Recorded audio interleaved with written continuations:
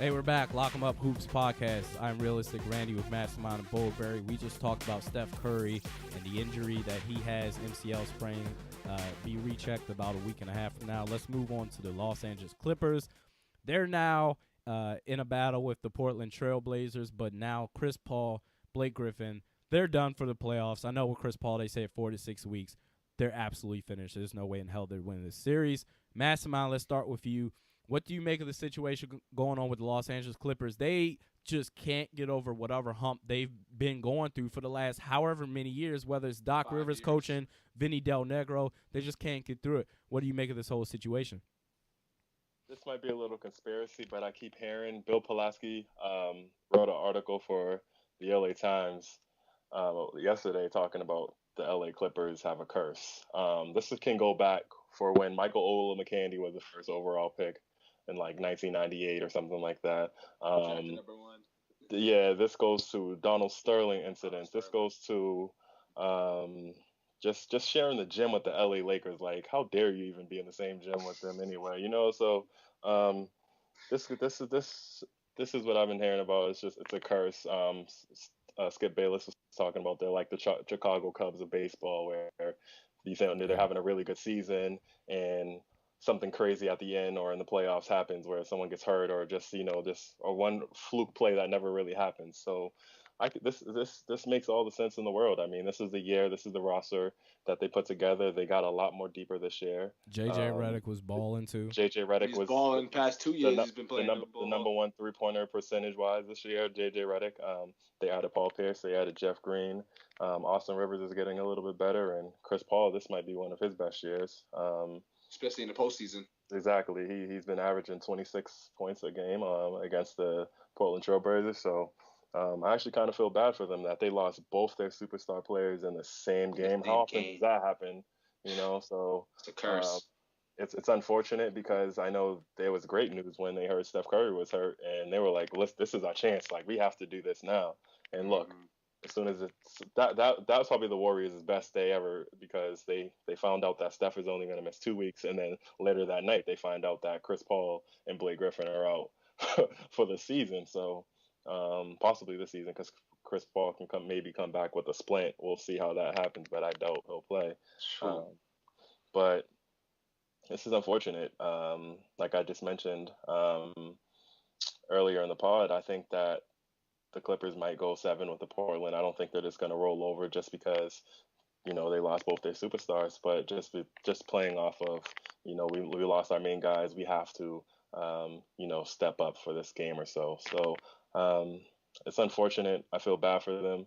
The Warriors get another break. Again, it looks like, with more injuries, it possibly happens. But it's lucky, huh? It's I'm not saying it's lucky.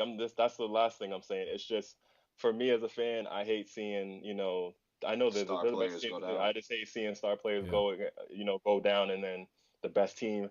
I'm not going to do the Colts. They're clearly the best team, but the best team has to play, another strong contender, and there's no one to play against. I mean, look, Steph Curry's going to go up against Austin Rivers or, possibly, like things like that. So I don't want to see things like that. I want to see a full strength team like last year. The same thing with the Warriors. They went against like nobody really. So I'm not saying they would lose, but I just want to see the competitive nature.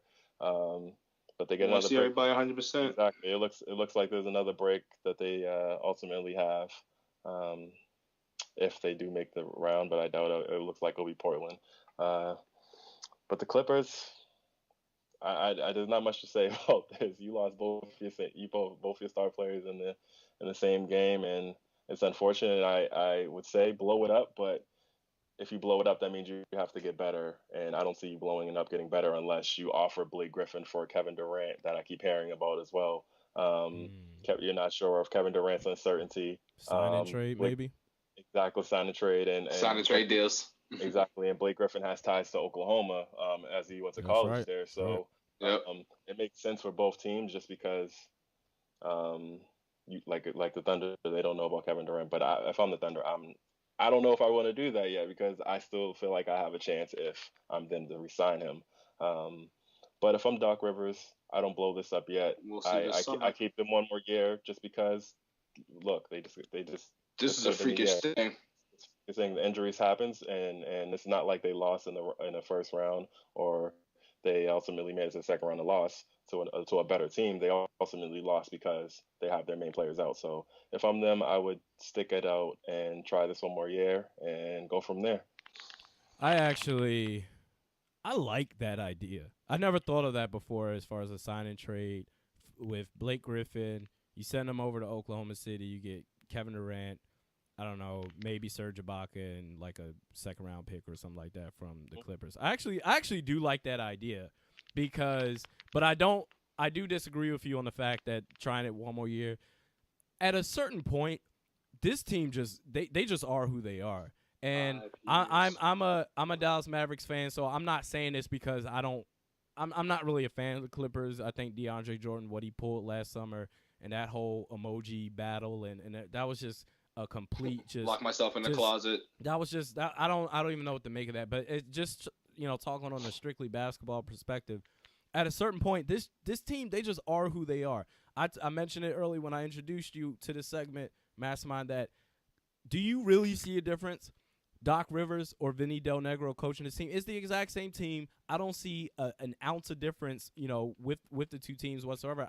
I really, really like the idea of a sign and trade, Kevin Durant and whoever for Blake Griffin and Serge Ibaka, however you want to make that work. I think Kevin Durant's gone, quite honestly. But sticking with the Clippers, getting back, for this series, going against Portland Trailblazers, maybe, it will go 6, maybe 7 games just because, like I said, if Damian Lillard and CJ McCollum, if they revert back to games 1 and 2, you never know what can happen. I do think Portland will ultimately come back in this series, but I do feel bad, for these two players. I know Chris Paul, from all it looks, I know he works so hard. He wants to win a championship so bad. He does. But it just looks like things just aren't working out in their favor. I think they need to blow it up, make something happen. I'm not a fan of just the cliche blow it up and blah, blah, but disagree with the blow up.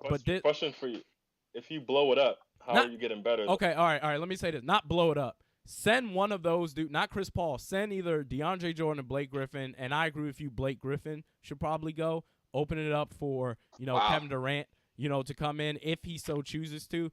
So not necessarily blow it up, like send everybody packing and then restart it. I just mean trade the younger guy. Trade Blake Griffin. Trade him. I like the idea. Star for him, and you have to get another star in order for me, because I wouldn't trade Blake and then get like 2 role players. But if you're think about this though. If you're Oklahoma City, how does that sound? Okay, if Kevin Durant ultimately wants to walk away, you might as well get something for him. So imagine, okay, at this point you need to shift gears to Russell Westbrook. Next year you need to convince him to stay. And what better way to do that than, okay, if Kevin Durant's going to go, why not bring in Blake Griffin to test them two out? Blake Griffin and Russell Westbrook, I think that would be a great matchup. It's and then it will be OKC, Russell Westbrook's team. I think that's not smart for The only question is if Kevin Durant wants to play for the Clippers. Wants to play there, exactly. Ultimately, he would call the shots in that. He'll make his decision where he wants to go. And then at that point, do a sign and trade. I mean, it couldn't hurt. Get something. So, yeah, Bo Berry, what's your take? Well, with those 2 injuries happening to the Clippers, I mean, I generally just think, this series is really over. I'm at this point, I think Mastermind said what everybody else has probably said since this injury. This was their best chance this year. Like, I feel like I hear that quote every year with them. Like, it's always at the beginning of the year, the middle of the year, and, when they lose at the end of the year, oh, this was their best chance and this and that and the third. And it's just like, this was the only time that they had an excuse. They have injuries. So, I mean, I don't have much to say about it besides the fact that they will lose to the Portland Trailblazers in 6, like I think we predicted it, or I predicted a few podcasts ago. And that's really all I got on it. I mean, as far as you guys touching on blowing up the roster if they lose this year, I have to disagree because of the injuries. Keep them all together. I would have to keep them all together this year because I mean after this year, because you lost 2 of your best players. You can't expect that team, honestly, an old Paul Pierce, Jamal Crawford, who we know what he really does in the playoffs, DeAndre Jordan, who we've yet to really see who he is without Chris Paul, Austin Rivers, Cole Aldridge. All right. So more specifically, we're talking about the core. CP3, Blake Griffin, and DeAndre Jordan. So you're saying moving forward next year, I trade DeAndre. I'll trade DeAndre, but you guys are talking about Blake and Chris Paul. No, I wouldn't trade neither one of these pieces. I'm saying Blake. That's where I'm saying Blake. trading one of those two. Just because I wouldn't trade one of those guys. Yeah, I'm saying just Blake. I agree. I mean, I disagree because I would keep those guys together. Why not? They play well together. You trade DeAndre, who's the weakest link out of that three, and you get somebody. But you can still get somebody for DeAndre. You need Jordan. a big man. You do need a big man to get rebounds, to get boards that can block shots. Look, man, I'm not a fan of DeAndre Jordan because of what he pulled last summer. But let's be real. This dude commands the paint. He's a force in the center. If he's not going to block your shot, he's going to alter the hell out of your shot. He is a straight floor paint general. So I think you need to keep him and have Chris Paul, JJ Redick, and maybe Kevin Durant. God. Let's say when the game's on the line, man. DeAndre Jordan blows games for you with the whole hack of whoever rule, because I've watched this in a few series where the game's been blown when he's in the game missing free throws when they start doing that. We watched the Portland Trail. All right, so take him out, put in what's his name, Aldridge, and then just have Kevin Durant. So you're gonna do that 82 plus games like a year? You're gonna really do that? So I mean, looking forward, I think you should trade DeAndre. Honestly, like you don't trade the dynamic duo, you're the 1-2 punch. Look how many points they put it together. Like you just don't trade that. So I don't know. I disagree. I disagree. I just think that I just underestimate I think you underestimate. I mean, DeAndre Jordan's defense is. I mean, free throws are terrible. We all know that. Shaq's free throws are terrible. Yep. Ben Wallace, I get it. Ben Wallace, there's plenty of big men that free throw percentages have been terrible and they've been able to win. It's just you have to get the perimeter guys, to close out those games. So you can't blame him for not, getting them to that next level when it's, ultimately we know he's not the offensive guru that he should be or we all want him to. But I think if you keep Chris Paul and you kind of get Blake Griffin out, because you see what this team's done without Blake Griffin. They spread the floor out more. Blake commands the ball too much. He kind of clogs the ball a lot. So it's just stopping the ball movement and stopping Chris Paul's movement with getting everyone involved, in my opinion. I think you look for options for Blake Griffin. I think you can get somebody good for him. Let me ask you guys this, if that's the case, since you guys both said you trade Chris Paul, right? I say Blake. Randy? I said Blake. Oh, you guys both say Blake? Keep Chris Paul, trade Blake. Trade Chris Paul. Oh man, you guys are crazy for that one. Well, we've seen like you even said it too, Bullberry. We've seen what happened. You said, "Oh yeah, like I feel like this is our year." Every year they say that. We've seen it. At some point, something's got to give. This team at this point, we've seen two different coaches. But we've seen the same exact product on the court. This team, they just are who they are, and at some point, something's got to give. Something's just not working. These dudes got hurt. As far as blow-up talks, I'm just saying blow-up talks is just too bold. Blow up this one player. Both guys got hurt. Just one player.